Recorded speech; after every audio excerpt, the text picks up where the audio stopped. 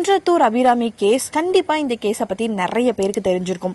2018 August மந்த்ல தன்னோட 2 குழந்தைங்களையும் ஹஸ்பண்ட் இல்லாத நேரமா பார்த்து கொலை பண்ணிட்டு அதே ஏரியால இருக்க ஒரு பிரியாணி ஷாப் ஓனரான மீனாட்சி சுந்தரம் அப்படிங்கிறவர் கூட ஓடி போக ட்ரை பண்ணாங்க. அவங்க ஹஸ்பண்ட் கொடுத்த கம்ப்ளைண்ட் படி அவங்க 2 பேரையுமே புடிச்சு ஜெயில போட்டாங்க. கடந்த 7 வருஷமா அவங்க ஜெயில தான் இருக்காங்க. இப்போதான் அவங்களுக்கு தீர்ப்பு வந்திருக்கு. 2 பேருக்குமே ஆயுள் தண்டனை, அதாவது அவங்க லைஃப் டைம் ஃபுல்லாவுமே அவங்க ஜெயில தான் இருக்கணும் அப்படின்ற தீர்ப்பை கொடுத்திருக்காங்க. தீர்ப்பு அறிவிச்ச உடனே அபிராமி அங்கே உட்காந்து அழுதுட்டு இருந்தாங்க. அந்த வீடியோமே இப்ப வைரலா போயிட்டு இருந்தது. இந்த கேஸ்ல அக்செப்டே பண்ண முடியாத ஒரு விஷயம் என்னன்னா 2018ல அவங்க 2 குழந்தைங்களுமே விட்டுட்டு ஓடி போயிட்டாங்க மீனாட்சி சுந்தரம் கூட. பட் அவங்க ஃபேமிலி மெம்பர்ஸ் தான் கம்பல் பண்ணி வா உனக்கு 2 குழந்தைங்க இருக்காங்க அவங்கள பாக்கணும் அப்படின்னு சொல்லிட்டு திரும்ப கூட்டிட்டு வந்திருக்காங்க. இந்த 2 குழந்தைங்க இருந்தாதானே நம்மளால இப்படி வாழ முடியாது அப்படின்ற ஒரே காரணத்துக்காக தன்னோட பிளட்டான அந்த 2 குழந்தைங்களுமே கொடூரமா கொலை பண்ணிட்டாங்க. இவங்க 2 பேருக்கும் ஆயுள் தண்டனை போதுமானதுன்னு நீங்க நினைக்கிறீங்களா? கமெண்ட்ல சொல்லி